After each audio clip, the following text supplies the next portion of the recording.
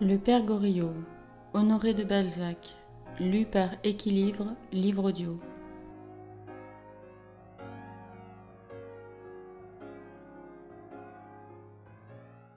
Suite. Delphine le serra par une étreinte folle et l'embrassa vivement, mais sans passion. Vous m'avez sauvé. Des larmes de joie coulèrent en abondance sur ses joues. Je vais tout vous dire, mon ami.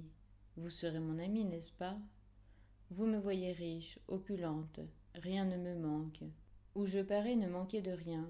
Eh bien, sachez que M. de Nucingen ne me laisse pas disposer d'un sou. Il paye toute la maison, mes voitures, mes loges.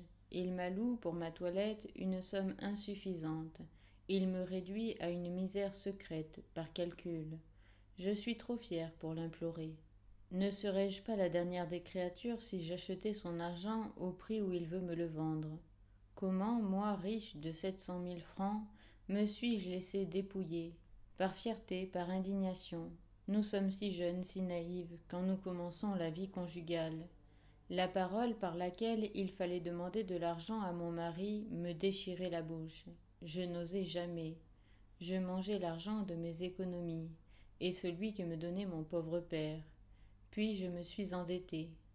Le mariage est pour moi la plus horrible des déceptions. Je ne puis vous en parler, qu'il vous suffise de savoir que je me mettrais par la fenêtre s'il fallait vivre avec Nucingen, autrement qu'en ayant chacun notre appartement séparé. Quand il a fallu lui déclarer mes dettes de jeune femme, des bijoux, des fantaisies, mon pauvre père nous avait accoutumés à ne nous rien refuser. J'ai souffert le martyre, mais enfin j'ai trouvé le courage de les dire. N'avais-je pas une fortune à moi? Nucingen s'est emporté. Il m'a dit que je le ruinerais, des horreurs. J'aurais voulu être à 100 pieds sous terre. Comme il avait pris ma dot, il a payé, mais en stipulant désormais, pour mes dépenses personnelles, une pension à laquelle je suis résignée, afin d'avoir la paix. Depuis, j'ai voulu répondre à l'amour-propre de quelqu'un que vous connaissez, dit-elle. Si j'ai été trompée par lui, je serais malvenue à ne pas rendre justice à la noblesse de son caractère. Mais enfin, il m'a quittée indignement. On ne devrait jamais abandonner une femme à laquelle on a jeté dans un jour de détresse un tas d'or. On doit l'aimer toujours. Vous, belle âme de 21 ans, vous, jeune et pure, vous me demandez comment une femme peut accepter de l'or d'un homme. Mon Dieu, n'est-il pas naturel de tout partager avec l'être auquel nous devons notre bonheur? Quand on sait tout donner, qui pourrait s'inquiéter d'une parcelle de ce tout? L'argent ne devient quelque chose qu'au moment où le sentiment n'est plus. N'est-on pas lié pour la vie? Qui de nous prévoit une séparation en se croyant bien aimé? Vous nous jurez un amour éternel, comment avoir alors des intérêts distincts? Vous ne savez pas ce que j'ai souffert aujourd'hui, lorsque Nucingen m'a positivement refusé de me donner 6 000 francs. Lui qui les donne tous les mois à sa maîtresse, une fille de l'opéra. Je voulais me tuer. Les idées les plus folles me passaient par la tête. Il y a eu des moments où j'enviais le sort d'une servante, de ma femme de chambre. Aller trouver mon père, folie. Anastasie et moi, nous l'avons égorgé. Mon pauvre père se serait vendu s'il pouvait valoir 6 000 francs. J'aurais été le désespéré en vain. Vous m'avez sauvé de la honte et de la mort. J'étais ivre de douleur. Ah, monsieur, je vous devais cette explication. J'ai été bien déraisonnablement folle avec vous. Quand vous m'avez quitté et que je vous ai eu perdu de vue, je voulais m'enfuir à pied. Où, je ne sais. Voilà la vie de la moitié des femmes de Paris. Un luxe extérieur, des soucis cruels dans l'âme. Je connais de pauvres créatures encore plus malheureuses que je ne le suis. Il y a pourtant des femmes obligées de faire de faux mémoires par leurs fournisseurs. D'autres sont forcées de voler leur mari. Les uns croient que des cachemires de 100 louis se donnent pour 500 francs, les autres qu'un cachemire de 500 francs vaut 100 louis. Il se rencontre de pauvres femmes qui font jeûner leurs enfants et grappillent pour avoir une robe. Moi je suis pure de ces odieuses tromperies. Voici ma dernière angoisse.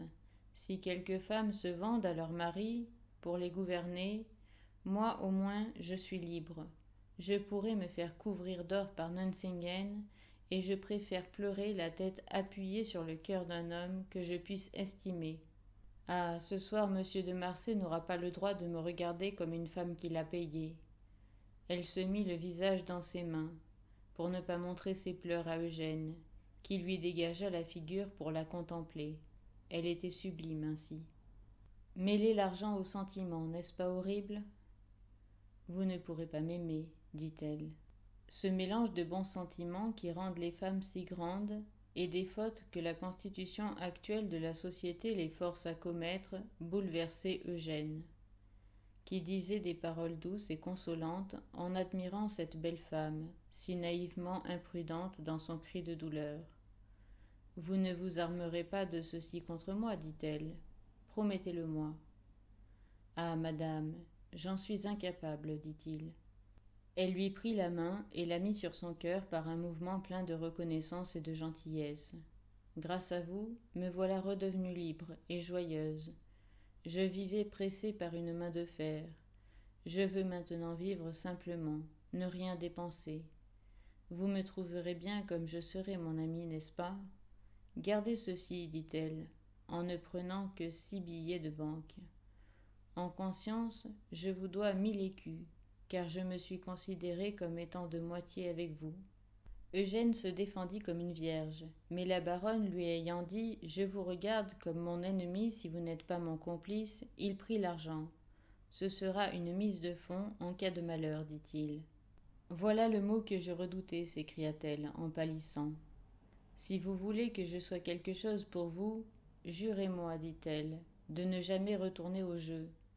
Mon Dieu, moi, vous corrompre, j'en mourrai de douleur. » Ils étaient arrivés. Le contraste de cette misère et de cette opulence étourdissait l'étudiant, dans les oreilles duquel les sinistres paroles de Vautrin vinrent retentir.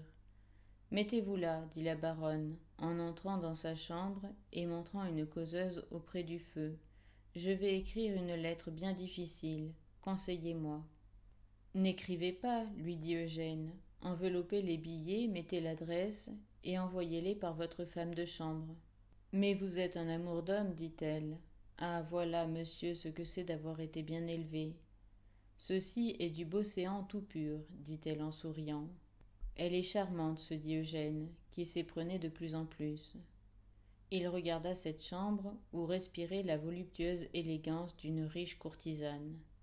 Cela vous plaît-il? Dit-elle en sonnant sa femme de chambre. Thérèse, portez cela vous-même à monsieur de Marsay et remettez-le à lui-même. Si vous ne le trouvez pas, vous me rapportez la lettre. Thérèse ne partit pas sans avoir jeté un malicieux coup d'œil sur Eugène. Le dîner était servi.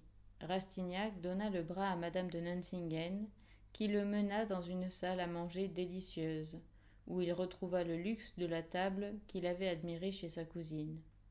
Les jours d'Italien, dit-elle, vous viendrez dîner avec moi et vous m'accompagnerez. Je m'accoutumerai à cette douce vie si elle devait durer. Mais je suis un pauvre étudiant qui a sa fortune à faire.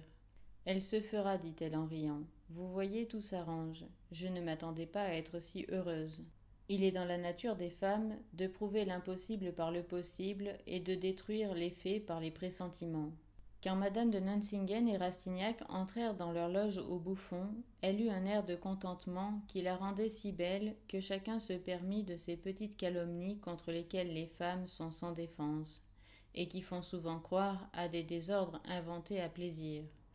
Quand on connaît Paris, on ne croit à rien de ce qui s'y dit, et l'on ne dit rien de ce qui s'y fait. Eugène prit la main de la baronne, et tous deux se parlèrent par des pressions plus ou moins vives, en se communiquant les sensations que leur donnait la musique. Pour eux, cette soirée fut enivrante.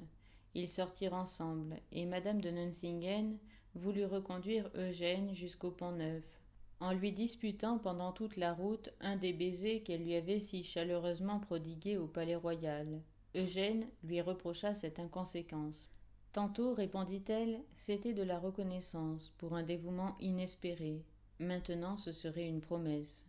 Et vous ne voulez m'en faire aucune, ingrate. Il se fâcha, en faisant un de ces gestes d'impatience qui ravissent un amant. Elle lui donna sa main à baiser, qu'il prit avec une mauvaise grâce dont elle fut enchantée. À lundi, au bal, dit-elle. En s'en allant à pied par un beau clair de lune, Eugène tomba dans de sérieuses réflexions.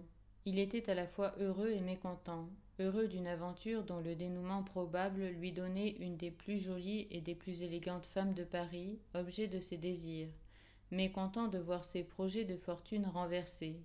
Et ce fut alors qu'il éprouva la réalité des pensées indécises auxquelles il s'était livré l'avant-veille. L'insuccès nous accuse toujours la puissance de nos prétentions. Plus Eugène jouissait de la vie parisienne, moins il voulait demeurer obscur et pauvre. Il chiffonnait son billet de 1 000 francs dans sa poche, en se faisant 1000 raisonnements captieux pour se l'approprier. Enfin, il arriva rue Neuve-Sainte-Geneviève, et quand il fut en haut de l'escalier, il y vit de la lumière. Le père Goriot avait laissé sa porte ouverte et sa chandelle allumée, afin que l'étudiant n'oubliât pas de lui raconter sa fille, suivant son expression. Eugène ne lui cacha rien.